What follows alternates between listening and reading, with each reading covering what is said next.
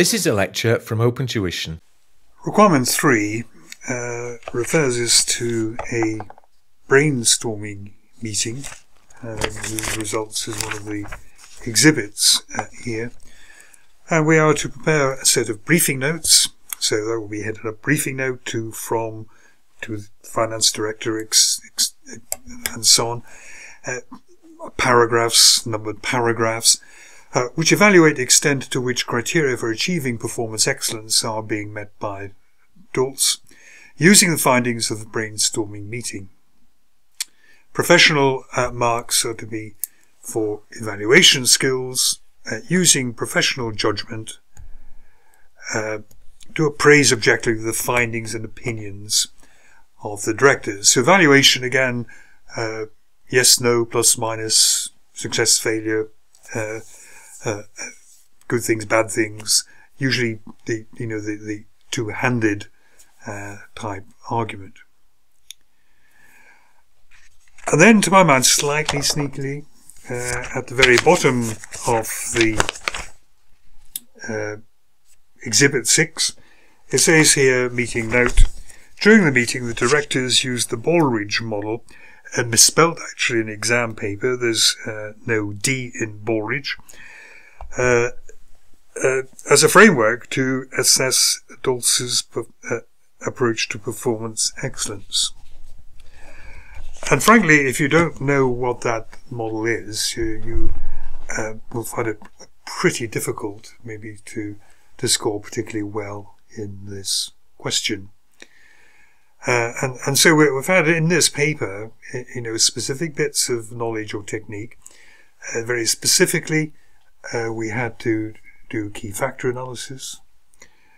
We had to produce in the last question some sort of framework for risk.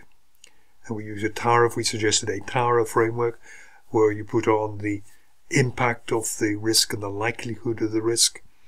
And that's a very standard approach. It isn't just kind of common sense is what I'm trying to say. And now we have an extremely detailed and specific reference to a potentially quite complicated model. If you don't remember what it is, here it is from the notes. And it has a number of different sectors going on here. It looks essentially, okay, we're in a particular environment, strategic situation, that's at the top. But then it looks at strategic planning, leadership, and customer focus. That's really saying those kind of three go together. Strategic planning does depend on customers. It gets back to marketing in many ways.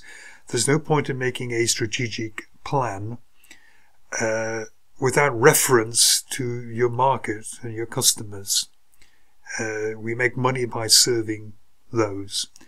And our leadership is involved in developing the strategic plan, deciding who our customers are, what the best sectors are to focus on, and the like.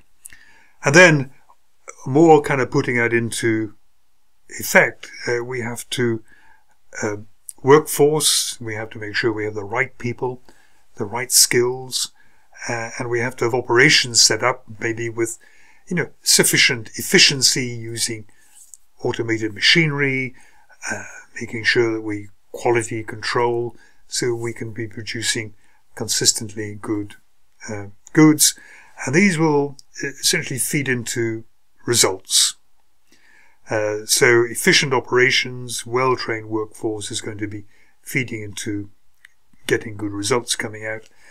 And then all the time we have to keep measuring, analyzing, taking responses to knowledge management so we really understand what's happening now.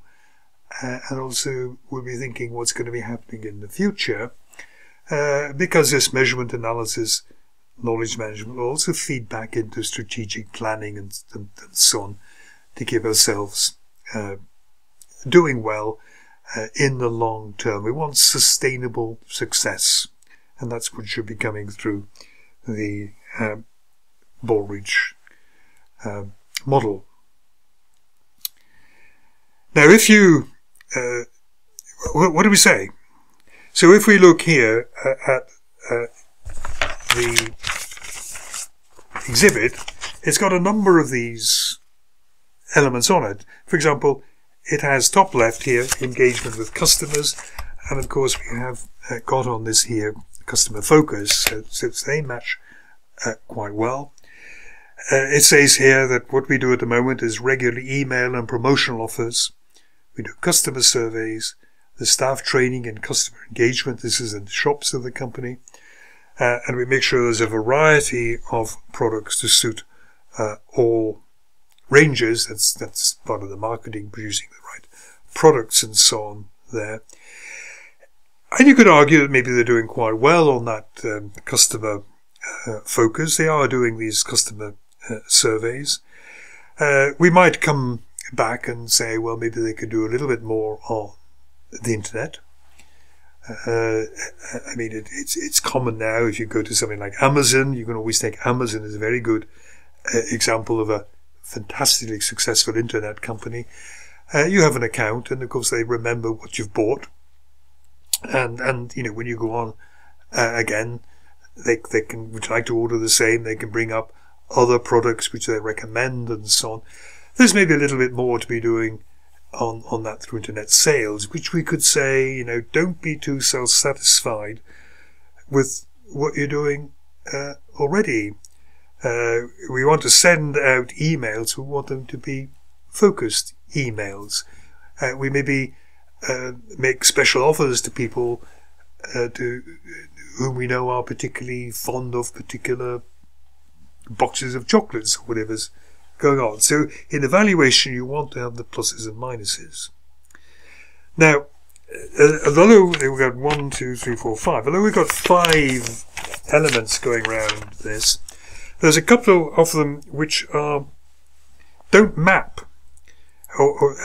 There's a couple of items on the Bullreach model which are not covered in this brainstorming meeting. And particularly there is strategic planning and there is results. You can also maybe argue a little bit here about the environment, relationship, strategic situation and so on. And maybe they haven't really looked at those when they did their brainstorming. So we could put up an argument for saying, look, you've gone into this, you've talked about planning reasonably here, that's leading the business and so on here.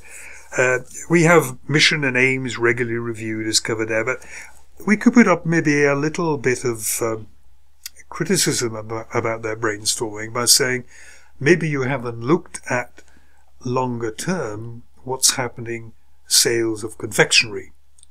You know, we have health issues, we have obesity issues and so on that maybe people are becoming more concerned with.